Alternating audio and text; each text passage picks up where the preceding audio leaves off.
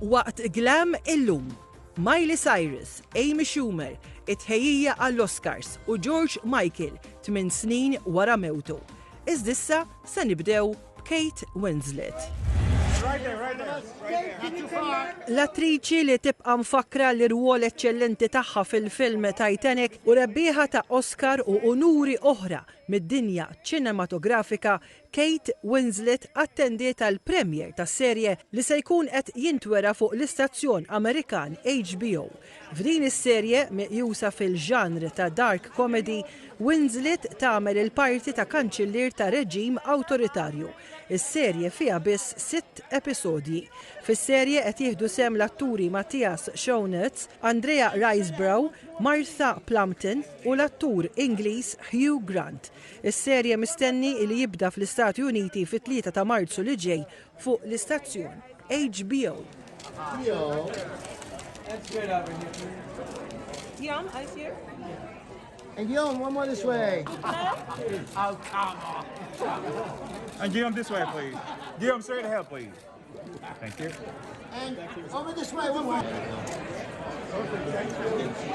Guys, right here. Dave. Go ahead, go.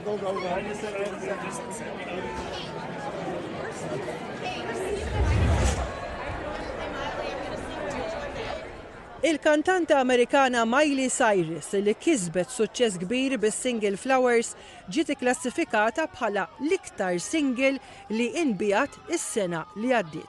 Dan skont iċ-ċart ta' l-IFPI, the International Federation of the Phonographic Industry. B'Miley Cyrus jirnexxilha titla' fil-quċċata. Il-kanzunetta titratta dwar mara li tajt li s-sieħeb jew raġel tagħha li m'għandix aktar bżonn l-attenzjoni lew l-imħabba tiegħu għax kapaċi tħobb lilha nnifisha biżżejjed. Cyrus kisbet dan is-suċċess ftit ġimgħat wara li rebħet 2 Grammy Awards. Is-single bijat 2.7 biljun stream imħallas permezz ta' diversi servizzi. L-IFPI li hija bbażata f'Londra qalet li l-kanzunetta għamlet suċċess mondjali. Artisti oħra li reġistraw bħala l-aqwa 10 singles tas-sena li għaddiet kienu Rema bil-kanzunetta Calm Down ma' Selena Gomez u La Bebé minn In Lifkas u Peso Pluma. Il-kantanta Taylor Swift li l-ġimgħa li għaddiet rebħet l-unur ta' Recording Artist Globali tas-sena araba darba u kol kienet f'din iċ-ċart fl-aqwa 10 singles bi Cruel Summer u Anti-Hero.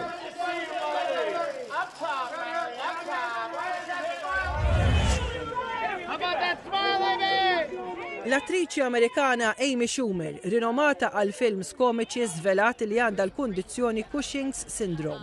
Kawża tal-kundizzjoni Schumer qed issofri minn tneffiħ f'wiċċha.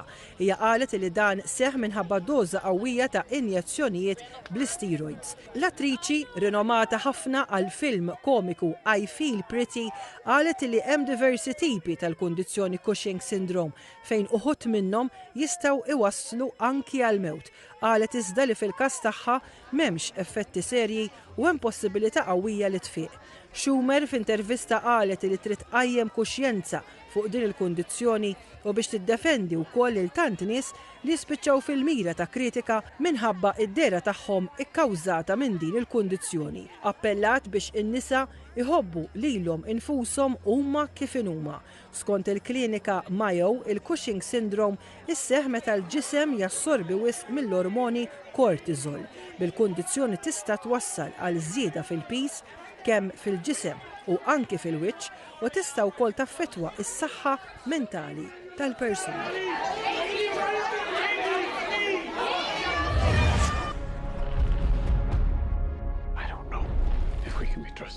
Ftit jiem biss il-bot mis-96 edizzjoni tal-Oscars fl-10 ta' Marzu li ġej f'Los Angeles lenti fuq l-10 films nominati għal Best Picture, meqjus bħala l-ogħla onur tal-Oscars. Oppenheimer, film li mistenni li jkun l-iktar favorit li jirbaħ dan il-premju. Oppenheimer jitratta l-istorja tal-fiżiċista Robert Oppenheimer li vvinta l-bomba atomika fit-tieni gwerra dinjija. L-attur protagonist nominat għall-aħjar attur fl-Oscars huwa Cillian Murphy.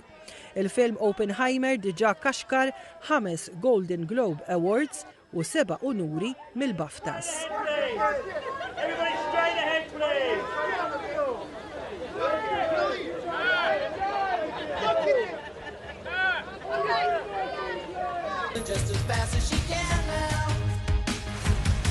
Film ieħor innominat huwa dak Barbie, l-istorja dwar il-pupa ikonika Barbie li ħadet il-ħajja. Il-film is-sena li għaddiet daħħal madwar $2.4 biljun mill-beħ tal-biljetti. L-istiller tal-films Margot Robbie li tagħmel il-parti ta' Barbie flimkien ma' Ryan Gosling fil-parti ta' Ken.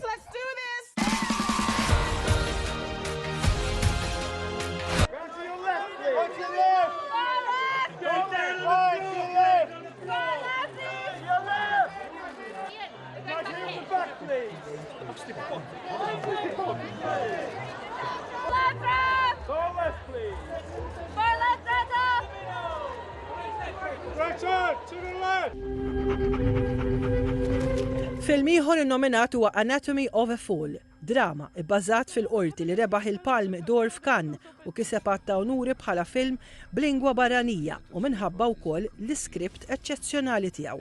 Il-film huwa maħdum mill-attriċi Ġermaniża Sandra Haller li tagħmel il-parti ta' kittieba li tkun issuspettata qattila tar-raġel tagħha. Because you were the only person there.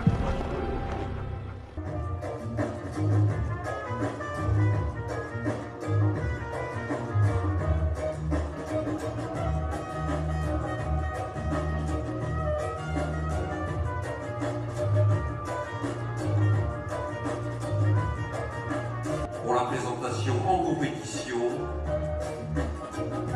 de ce film pour ce 76e Festival de Cannes.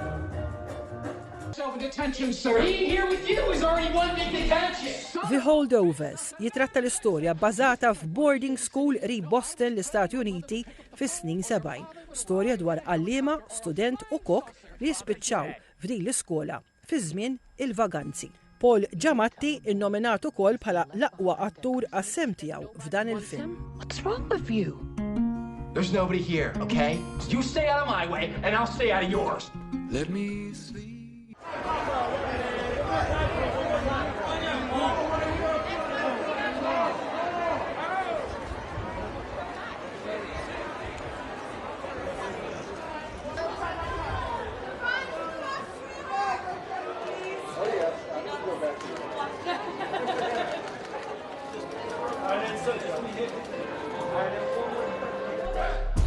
It's going to be another tragedy. Killers of the Flower Moon huwa film tad-direttur leġġendarju Martin Scorsese, film bbażat fuq il-ktieb ta' David Gran li jġib l-istess isem. Fil-film hemm atturi kbar fosthom Robert De Niro u Leo DiCaprio. Jitratta dwar qtil brabta mal-kontroll fuq iż-żejt.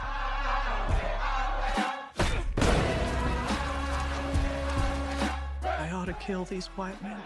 How are you guys? Here we go.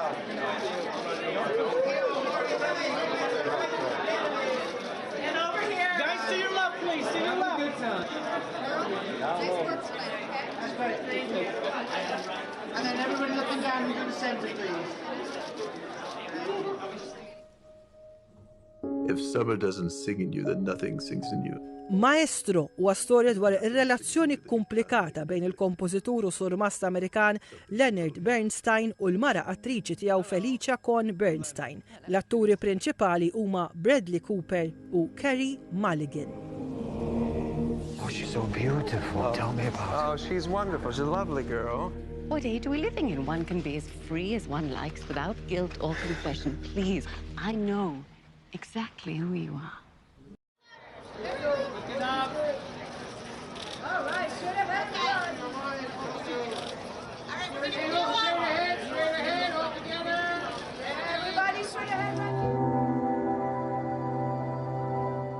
Past Lives huwa produzzjoni Amerikana u Sud Koreana ispirata mill-esperjenzi reali tad-direttur Celine Song u kif id-destin ġibna fil-ħajja ta' xulxin. Fil-film il-karattru ewlieni huwa Nora maħdum minn Greta Lee. He was just this kid in my head for such a long time. I think I just missed him. Did he miss you?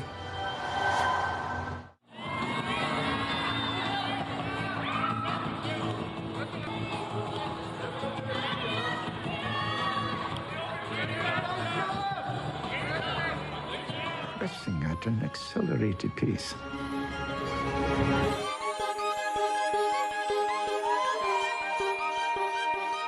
Poor Things, diġà rebbieħ tal-Golden Lion fil-Venice Film Festival. L-attriċi ewlenija hija Emma Stone fil-parti ta' Bella Baxter, mara li ħadet il-ħajja mill-ġdid b'moħħ ta' tarbija mhux imwielda. It is the goal of all to progress, grow. A woman plotting her course to freedom.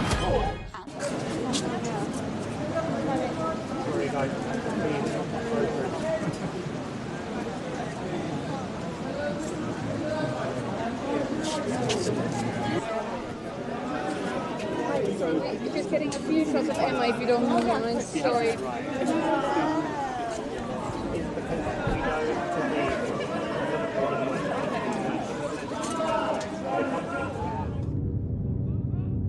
The Zone of Interest jikkonċentra fuq ħajja ta' kmandant u l-familja tiegħu qrib il-kamp tal-konċentrament f'Auschwitz fil-Polonja. Il-film diġà rebaħ unuri tal-Grand Prix fil-Festival tal-Cannes u 3 unuri mill-BAFTAs.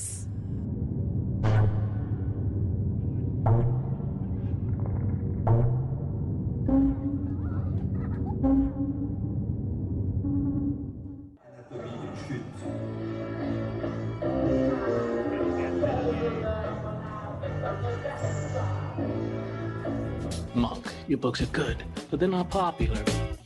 Editors. American Fiction, film fil-ġanr ta' kummedja drama, bl-atturi huma Jeffrey Wright u Sterling K. Brown fejn jitratta l-istorja ta' professur u kittib li jsiba diffiċli biex jippubblika il-ktieb ġdid tiegħu.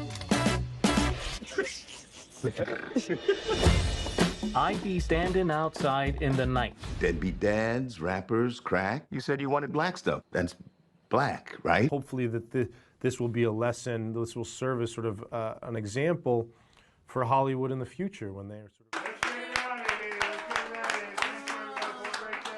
Thank you so much. It's such a pleasure. Such an honor.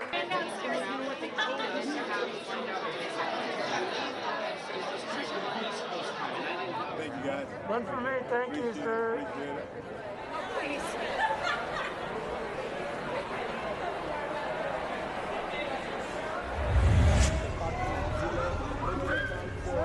Il-kantant leġġendarju Ingliż George Michael qed jiġi onorat b'munita il-Britain's Royal Mint ħabbar li l-munita turi lil George Michael bl-immaġni tiegħu bin-nuċċali.